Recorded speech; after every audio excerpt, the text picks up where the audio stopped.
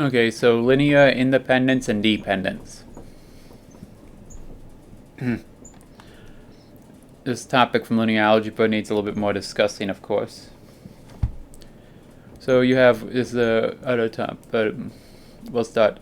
So we have a set of vectors. So just capital V equals all these various vectors, n number of vectors. So linear combination is just constants C.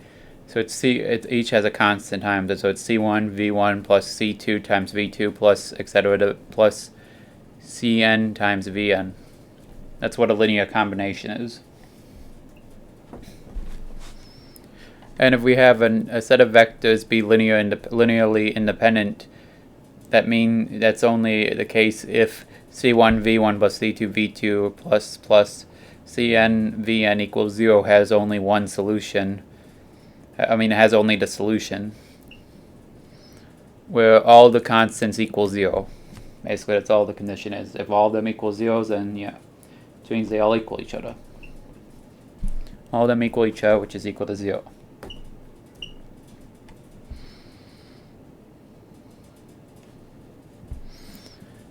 That's the only solution to this linear combination. V is linearly dependent if C1 V1 plus C2 V2 plus etc. plus Cn Vn equals 0 has at least one C does not equal 0, basically. If one of the constants does not equal 0, then it's dependent. This is sort of a fancy way of writing it, but let's look at more of it. There's a way to check, there's a relatively easy way to check if a set of vectors V is linearly independent or dependent. You form the matrix A with columns made up of vectors. So you have the first column vector 1 and the second column is vector 2 and so on. And you apply the Gauss-Jordan method on A. And then if all the columns are converted into elementary and distinct at the end of the process, then V is linearly independent. Otherwise it is linearly dependent. And LIN is short for linearly. And a column is elementary if one entry equals 1 and all other entries equal 0. That's the condition, basically. So if you have a column of 3 numbers and it's 0, 1, 0, then yeah, that's elementary and distinct.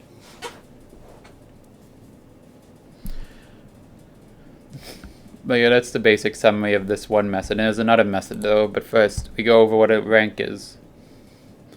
So you have matrix A and you apply the Gauss-Jordan method to A, and at the end the rank of A equals number of non-zero rows in B, where B is the matrix after the Gauss-Jordan method has been applied.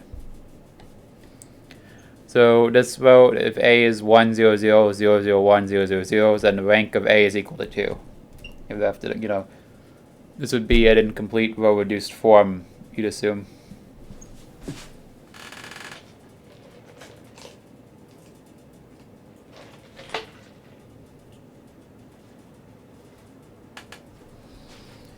There's 1 row of zeros and 2 non-zero rows.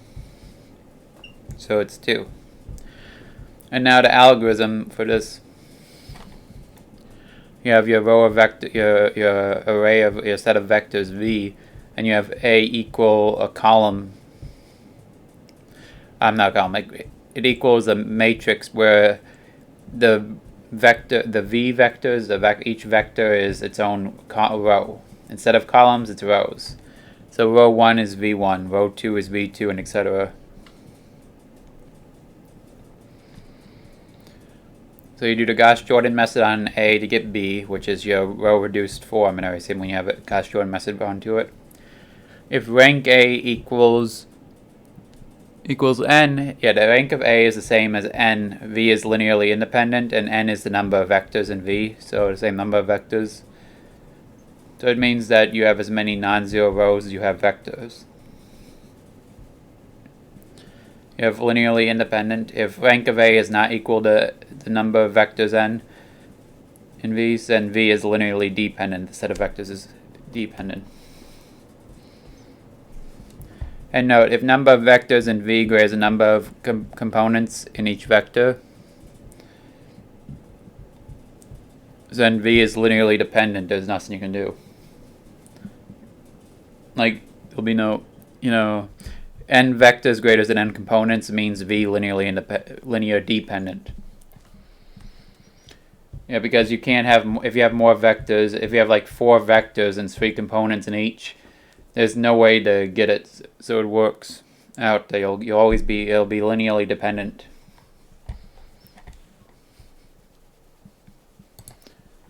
But either way, let's look at this. Let's look at 3 examples, and we're gonna do it both ways. We're gonna check for dependence or independence both ways. So determine if each of the following sets of vectors is linearly independent or linearly dependent. So you have 1, 0, 1, 1, 2, 1, and 2, 2, 2, v1, v2, v3 here. Set them up as columns. Row 3 minus row 1, you get 1 row full of zeros, and you do 1/2 times. So we're doing this the first method where you try to make them elementary and distinct. Or we have them as columns. This was the first method. Then you do 1/2 times row 2, you just have these. And then you just do row 1 minus row 2, and we have it as simplified as possible.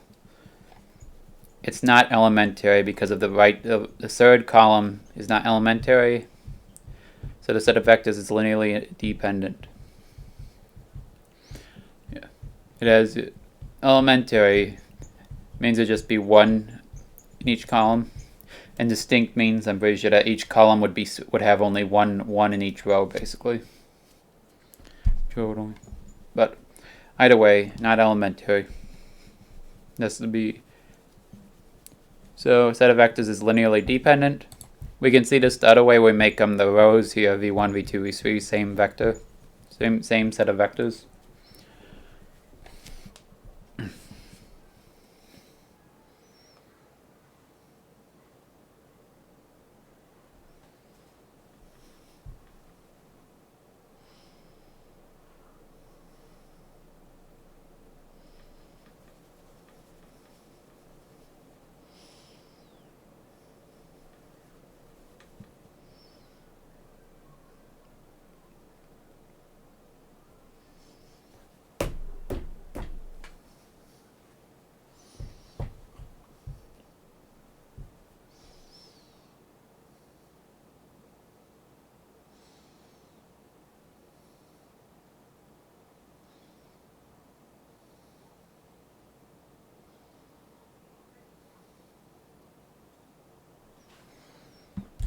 But anyway, okay, so we're doing this.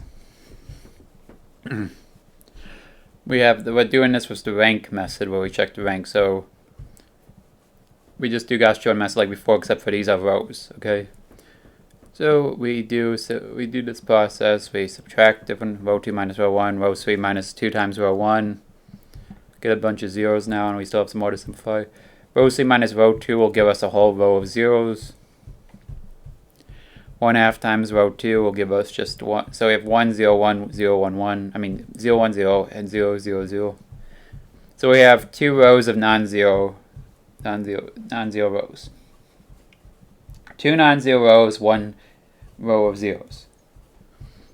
So rank of A is just equal to 2, the 2 non-zero rows, which is not equal to n equals 3. So there's 3 vector components. So the set of vectors is linearly dependent through this method as well.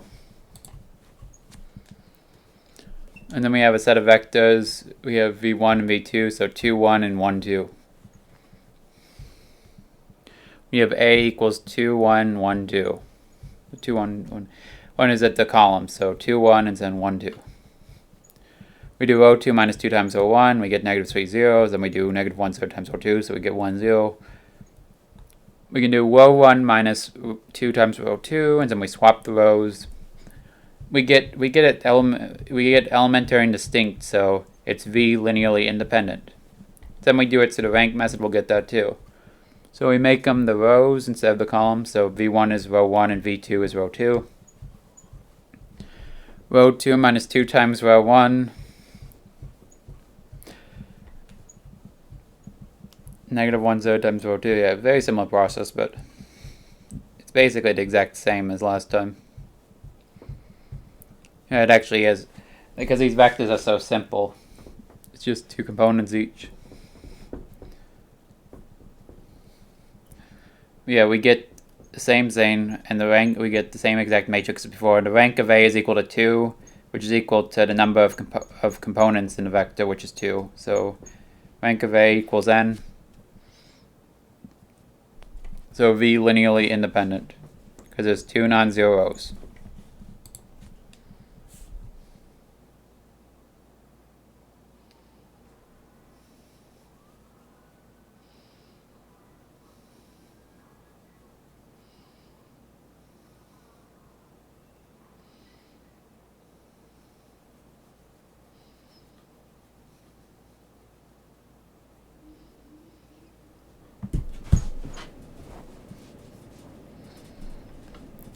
So one more set of vectors here. We'll do it 2 methods ways.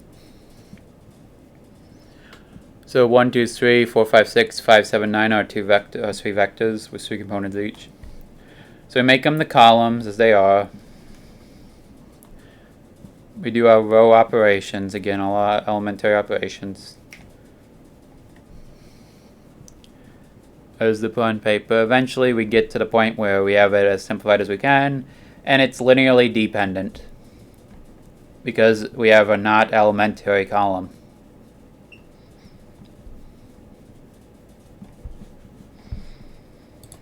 And now do rank.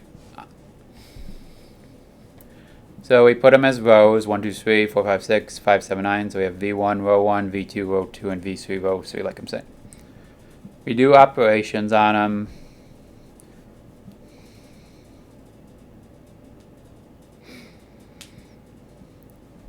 And we get to this point.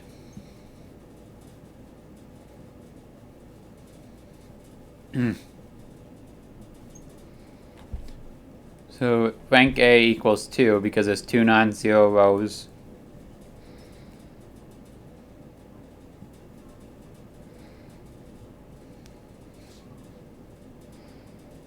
There's 2 non-zero rows, so it's rank of A equals 2 and n equals 3, so they're not the same, so V linearly dependent. And I'd recommend the rank method, I think, over the other one because I think it's more quick. It's probably better to remember than the elementary and distinct concept. I think doing the rank method is simpler, like to remember just non-zero rows when you do it. Having the rank of A has to equal the number of vectors, but either way, like, these methods aren't extremely complicated, so that's it though.